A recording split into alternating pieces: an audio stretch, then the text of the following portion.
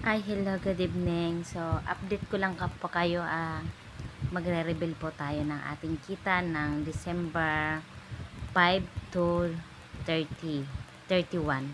Ayan po, para hindi po ito sa pagmamayabang, update lang po ito para ma maano po, na malakas po ang kita ng eyelash or yung all around ka. So, sa mga gusto mga interesado dyan, open pa po ang ating na willing matuto. Nagtuturo po tayo ng ating mga kaalaman with search. Kaya ano pa inaantay nyo? Ito na lang po lamang ang natitira ng kita ko. Ayan. Hindi ko alam kung magkano to. So, bibili So, ito na po yung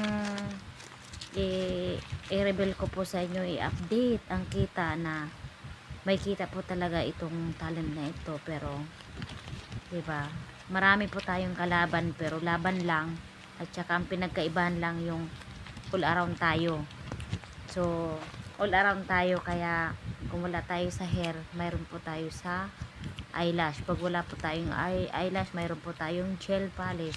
Pag wala pong gel polish, mayroon tayong kilay. So, ayan guys.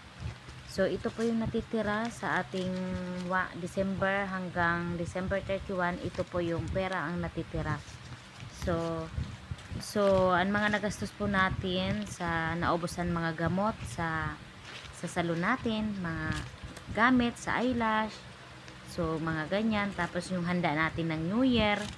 So, siguro na labas natin na pera o nakuha natin nito sa benta natin is 15k. Lahat-lahat ng mga gastos ko. Paggawa ng kalendar, mga gift, mga pambili ng gift. So, nakuha ko po ito sa ating kita. So, anyway guys, i-reveal ko lang talaga na medyo mahina ngayon kasi marami na po tayong kalaban. Pero, thank you pa rin sa God kasi kahit pa paano, nakakita po tayo. So, medyo mahina po tayo, mas malakas po yung last year. Ayan. Sa last year, medyo siguro ano lang ngayon. Nakulang lang yata ako ng mga 10k, mga ganun, 10k lang, ganun.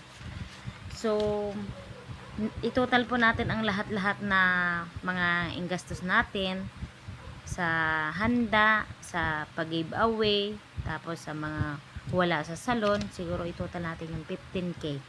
Tapos, ang nasa GCash natin ay 8k.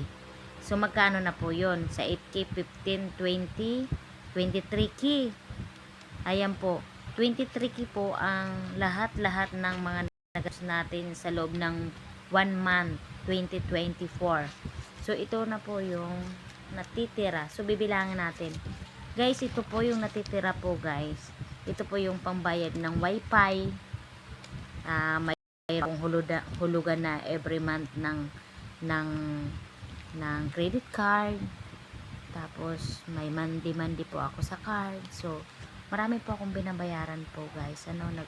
Nagbabayad po ako ng wifi, pagkain namin. Araw-araw ako po ang nag-aano ng ulam namin. Tapos kapag kung anong gusto ko pong merienda, nabibili po. So ito po yung pera na to, kulang pa po ito pang bili. Ayan. Itong natitira po, ibibili po natin yata ng upuan. Yung bagong upuan. So, yung isa po tig 6,000. So, 12,000 yung dalawa. So, ititingnan natin to kung magkano. 1, 2, 3, 4, 5, 6, 7, 8, 9, 10, 11, 12, 13, 14, 15, 16, 17, 18, 19, 20, 21, 22, 23, 24, 25, 26, 27, 28, 29, 30, 31, 32, 33, 34, 36, 500 po ang natitira. Ayan po.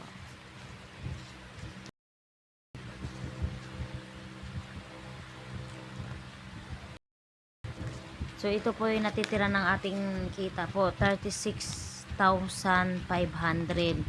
So magkano po yung 36,500 plus ano natin po, 15k po ang sa 50 po, mga 20k nga ang mga gastos natin, or 15 plus ang nasa GCash po ang 8,000. Magkano? 30, 40, 50, bali po yung kita natin sa isang 60k, something mga 60k guys. So ang natitira po ay 37,500. Ayan po, ayan naman, kita naman nyo po. So inaano ko lang po kayo, hindi po ako nag-ano po na para magyabang. So ina-encourage ko po kayo na malaki po ang kita kapag marami kang gawa, maraming customer. At saka itong trabaho po, mabilis po ang pera. Nakakapagod guys. So ito po ay may sa mga hair, may ano ako, assistant. So hindi ka wala na po dito yung mga ano, inhati ko sa mga assistant mo. Sa kada plancha po ay 500, minsan depende sa kapal, minsan depende sa ano po, sa total. Ayan guys. So siguro ang kita natin ngayon na buwan ay 60k, ganon, 60k, mga ganon. So parang mas malakas pa yata nung nakaraan, o kung siguro mga lamang lang yun ng 5k or 10k last year. Pero thank you pa rin guys, kasi nga kumita tayo na hindi tayo umaasa sa asawa. Kumikita tayo ng sarili at nabibili natin yung gusto. So ito po yung 37k 500 ay ibibili po natin ito ng gamit sa salon. Ayan, yung upuan na yung bala ko, upuan. Tapos kapag nakaipon-ipon pa po, ipapaayos natin yung magkakaroon na ng aircon, or ipapaano na po yung gate, ipapasalamin. So yun lamang, at saka sa mga gusto pong matuto, PM lang. Ayan, nakapangtulog na po ako, i-reveal ko na po ano. Thank you for watching guys, and thank you sa suporta at saka sa tiwala. Gagalingan pa natin 2025. Salot, thank you.